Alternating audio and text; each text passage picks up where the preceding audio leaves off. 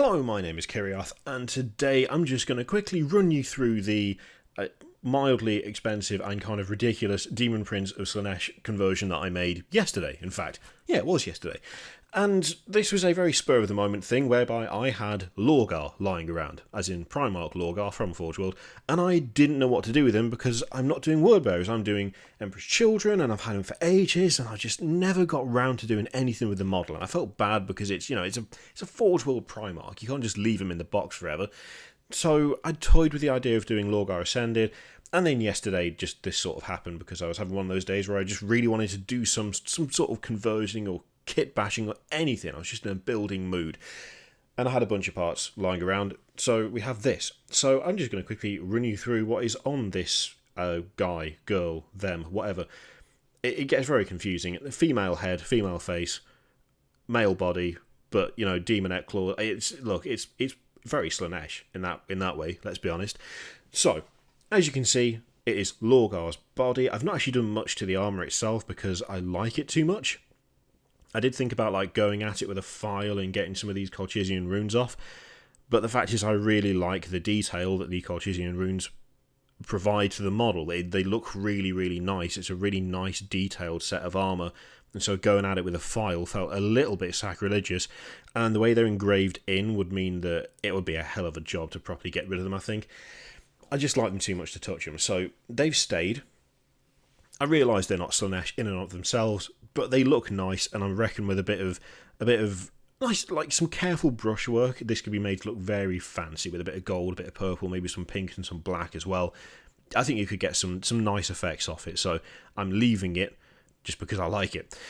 In the hand that was holding Illuminaria is big Maul. I've got it here somewhere. Oh, I might have put it in a bits box. Yeah, it's in a bits box.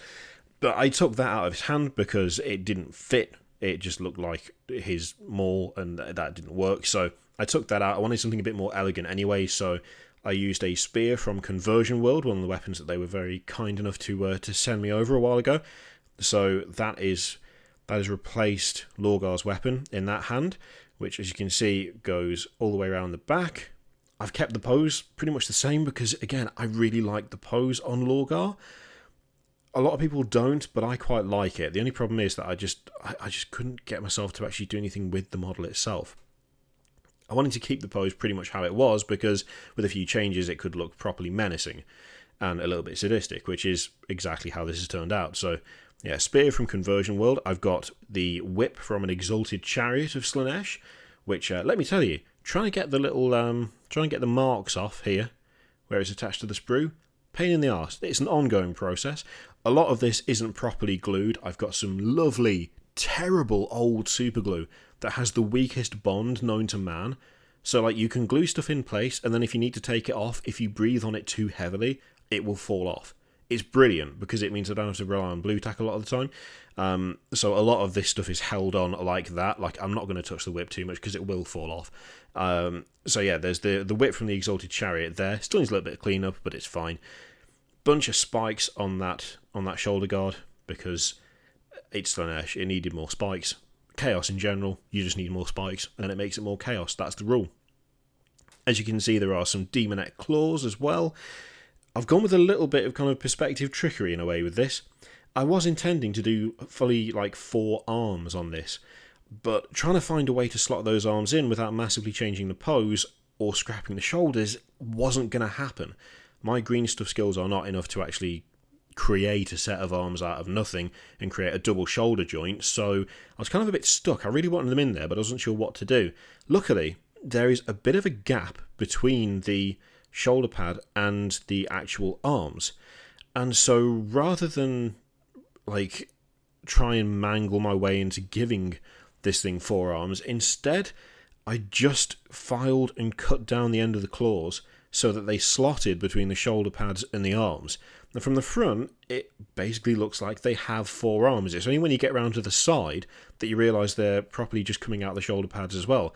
To be honest, I don't think it's too bad because the shoulder pads themselves are so bulky and big that, to be honest, it is feasible to me that you could stick 2 arms under there on each side, and that would in a way explain the sheer amount of bulk that's going on with them. So it's a little bit of trickery there, but it's worked out pretty well, because unless you turn the model round and like stare at it from the side, from the front, which is generally how you're going to see it and how people are going to look at it, it has that appearance of the four arms without me having to properly mangle this thing in probably unrepairable ways to make that happen anyway. And I don't think it would have looked any better. In fact, given my lack of green scuff ability, it would have been worse. So, bit of a cheater there, but it's worked out alright, I think. The head is from, again, the Demonettes. I got the Start Collecting box because I wanted a bunch of Demonettes to go with my Empress Children, so I've just taken one of the heads from there. It's one of my favourite heads that Games Workshop does. It's my favourite Demonette head by far. It's still demonic, but it's not like screamy or shouty. It's not got teeth bared. It's just very cold and very threatening, which I felt worked perfectly for the pose of the model, which I quite liked, didn't want to change. The wings are from the Morghast, actually. So, ordinarily, they are quite a bit longer than this, because they form the point where the model sits on the base. So if I show you my actual Morghast, you can see there that, you've got these spirits down the bottom, and they anchor it to the base. So what I did was I just chopped off the spirits at the bottom, and I've filed and cut and shaved it down so that it just looks like an end to the kind of flamey bits that kind of go up the wings themselves. I should do a video on how I did this guy, actually, because this is one of the best models I've painted by far. Using a lot of the same techniques that I used for the Dreadnought, weirdly. It's just differently applied. So yeah, I used a set of Morghast wings for that, and in terms of attaching those to the model, I wasn't sure how I wanted to do it. Originally, I was just going to have them come out of the back of the armour, but I really do like the backpack that Lorgar has, and I still wanted this to have a power pack. I still wanted it to be recognisably, at some point, maybe an actual Marine of some kind, Chaos Lord at the very least. And taking off the power pack, I don't know, it just didn't look quite right. So I stuck the power pack on to see if there was a way I could engineer around it, and I liked it too much to then get rid of. So I compromised, and I took the top vents off the backpack, because that comes with two on each side. It's got 4 vents total, Lorgar's power pack has. So I took the 2 top ones off the power pack, and then I attached the wings to it instead. Now, of course, that doesn't necessarily mean that this should be able to fly in any way, but who cares? I liked the way it looked, so I stuck with it. It was something that I was happy with, and the more I looked at it, the more I liked it, and so I just thought, it's a Daemon Prince. Realism can just get out of the window. Who cares? So that's why those wings are like that. I mean, there's probably some other way I could have attached them, but I just liked the way they looked like that, and especially since it brings them up over the head so much, it increases the presence of the model quite a lot.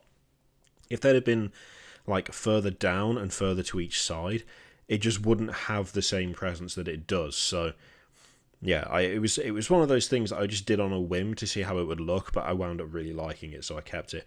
And I felt like it needed a little bit of something just to bring it out a little bit. So again, a couple of spikes, again from the Exalted Chariot kit, have gone on each side just to add a little bit more. Just add a little bit more spike, a little bit more Slaanesh to proceedings. Finally, the base is actually not from anything Games Workshop makes. This is from a Cybor Miniatures miniature, which it's like a big giant dude who's got a massive hammer, and he's somewhere around here. And I was using him for D&D, and his the base was too clunky and annoying to actually use for D&D, so I kept it. I didn't chuck it. And I found it whilst I was actually putting this model together. I was looking for a suitable scenic base. In fact, I was looking for Lorgar's base, but I don't know where I'd put it. And so I stumbled across this. It has the Chaos symbol in the floor, engraved into the ground, which I really like. But it also has something that I think works really well for Slaanesh, which is this face on the bottom. So it's got this ruined statue, the head of a ruined statue, on the back of the base, and I just felt like that's perfect for a Slaanesh Daemon Prince to have that there on the base itself. I don't know, I just felt like that fit really, really well. Now, of course, it is a square base, which is not ideal, but I'm going to place it on a circular base, and then I'll build up like skulls probably around the side skulls, and I'm going to get some of the like the foliage stuff that Games Workshop does. And once it's all been painted up and based properly, there'll be like actual grass tufts and things as well, which will hide the fact that it started out square, because the rest of it doesn't look square. It's just the thing it sat on. So that's gonna be hidden. To be honest, it's probably gonna end up on a base bigger than it should be on for a Daemon Prince. It'll probably end up on one of these, just because then I've got enough space to really like hide that base away, and also I can make it more of a display piece that way. I should hold it that way, shouldn't I? So there's plenty of space there to build out and make it look really, really, like really special, something special. Random Dreadnought cameo there. And and I guess finally, the shoulder pad.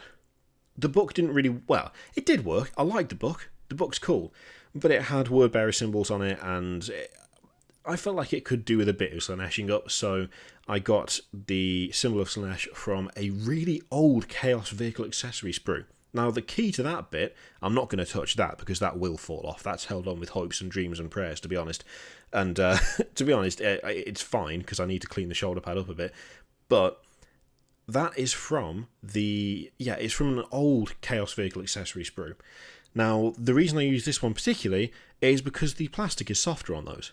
It's way softer. It's more pliable. It's just a lower quality plastic, I think. Someone very kindly sent me a bunch of them. And it being that soft and that pliable meant that I could stick it in a bit of hot water, only for like, I think it was in the hot water for like 10 seconds, and then I was able to just bend it over the shoulder pad. So as you can see, it is properly like, it's curved over. It's not like flat and straight. It's been bent around the book, so it sits on it really comfortably.